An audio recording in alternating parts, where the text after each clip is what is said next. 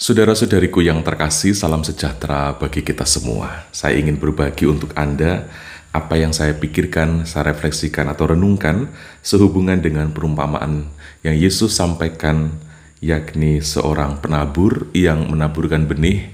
Ada yang jatuh di pinggir jalan, di tanah berbatu-batu, ada yang jatuh di semak belukar, tapi ada juga yang jatuh di tanah yang baik. Saya sangka saudara-saudari, 4 jenis tanah yang disampaikan oleh Yesus itu juga menjadi 4 jenis keadaan kita manusia.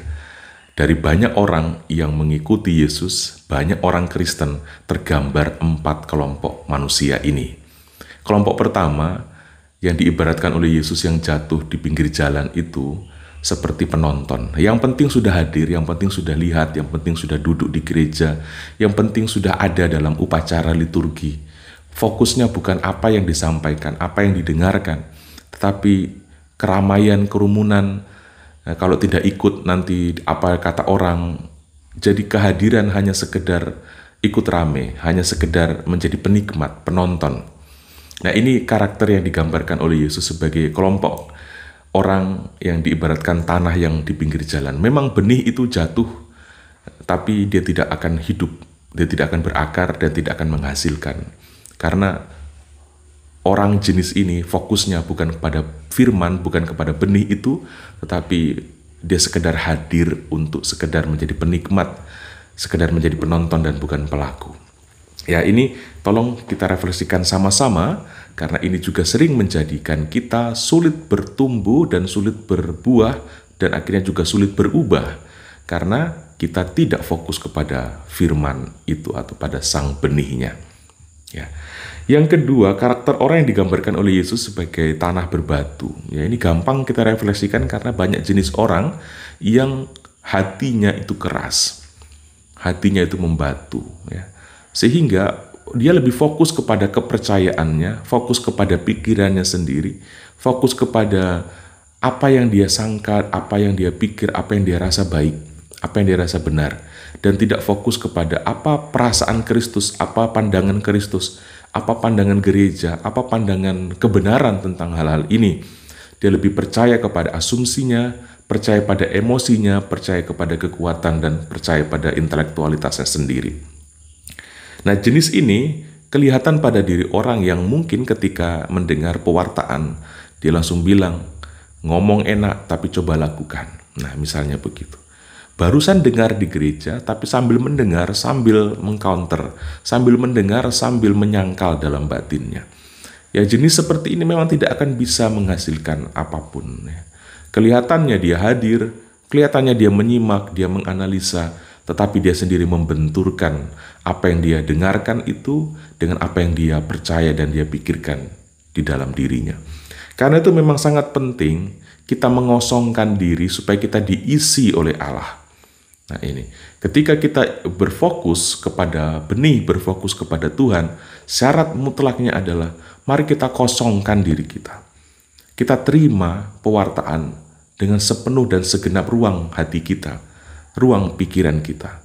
Jangan belum apa-apa sudah kita lawan dengan pikiran, asumsi, dan pendapat kita sendiri. Ini, ada banyak orang yang mengatakan kalau dengar pastor khotbah, pastor khotbahnya cuma begitu. Pastor khotbahnya mengantuk, pastor khotbahnya. Ini jenis tanah berbatu. Sebenarnya kalau orang mau fokus kepada benih, mau fokus kepada firman, jenis apapun tentang penjelasan atas firman itu akan dia terima, akan sungguh-sungguh dia dengarkan.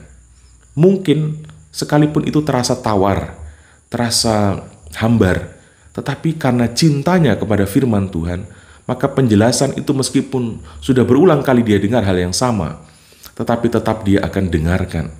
Karena pewartaan firman Tuhan melalui siapapun harus kita yakini dan percaya itu menjadi dorongan dari Roh Kudus untuk tersampaikan pada diri kita. Nah, tanah yang berbatu termasuk juga jenis orang yang selalu menyepelekan khotbah, selalu menganggap remeh. Ya, cuma seperti itu, cuma seperti itu, ya. Nah, ini ya, banyak jenis orang yang seperti itu. Saya sering menjumpai dimanapun. Menuntut imam khotbahnya harus level tertinggi. Kalau levelnya cuma biasa-biasa, enggak laku.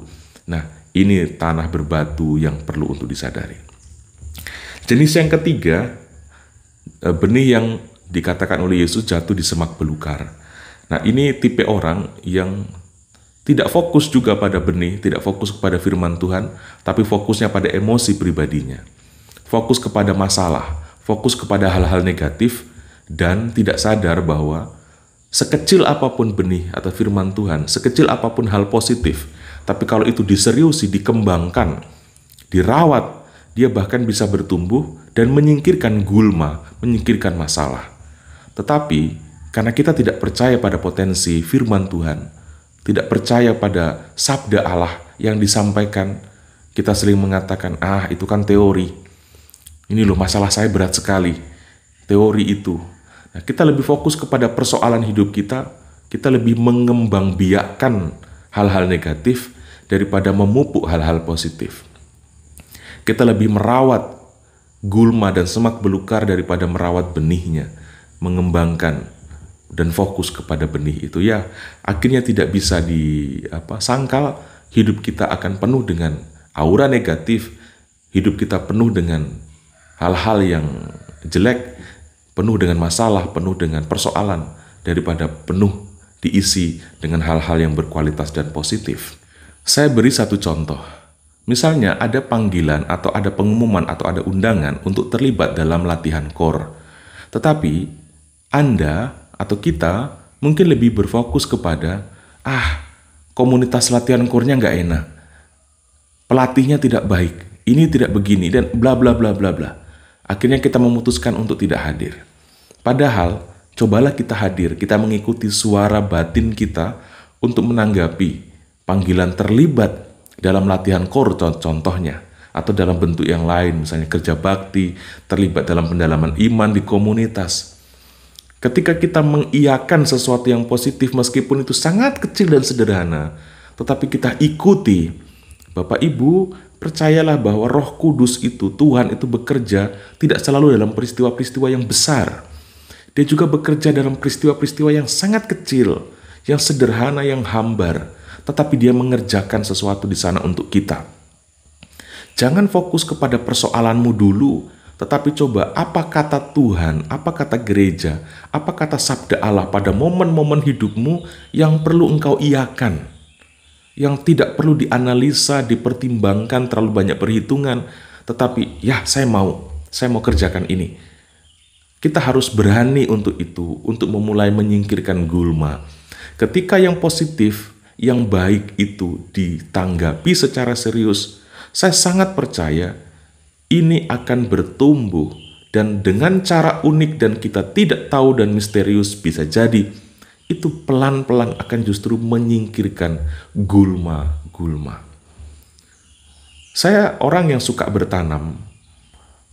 Saya lihat ketika tanah awalnya penuh dengan semak belukar, tetapi ketika ditanami satu benih di situ, dirawat, tanah sekitarnya mungkin radius 50 cm, kelilingnya mungkin masih bentuk hutan, masih bentuk alang-alang, tapi minimal kita rawat dulu yang di sekitar situ. Dia menjadi besar, menjadi terindang, dan rindangnya itu justru malah mematikan semua yang ada di bawah yang dulunya dianggap masalah, tapi justru kemudian mati, membusuk, malah jadi pupuk. Percayalah akan potensi itu. Jangan dulu melihat masalahnya, tetapi kembangkan dan seriusi yang positif yang bisa kita lakukan saat itu tanpa perlu analisa, pertimbangan, dan perhitungan. Ini. Dan jenis yang keempat, itu tanah yang baik, benih yang jatuh di sana. Jadi saudara-saudari, tanah yang baik itu bukan tanah yang memang dari sononya baik, langsung demikian sudah baik. Tanah yang baik adalah tipe orang yang mau serius dengan firman Tuhan, sehingga dia menyingkirkan batu, menyingkirkan semak belukar. Dia kemudian tidak hadir saja sebagai penikmat atau penonton. Dia menyingkirkan bebatuan, kekerasan pikiran dan hatinya. Dia menghilangkan dan menyingkirkan sejenak emosi-emosi negatifnya demi memberi ruang yang besar pada sabda Tuhan itu bekerja. Pada sabda Allah itu melakukan sesuatu supaya dia mampu mendengar lebih leluasa pada sabda Allah, sehingga melakukannya juga dengan baik. Saudara-saudariku, keempat jenis tanah ini, ketiga jenis tanah yang pertama itu bisa dirubah untuk bisa menjadi tanah yang baik. Karena itu, mari kita sama-sama mohon rahmat dari Tuhan. Fokuslah pada firman Tuhan, fokuslah pada benih kalau kita ingin berbuah, kalau kita ingin mengalami perubahan. Tuhan Yesus memberkati kita semua.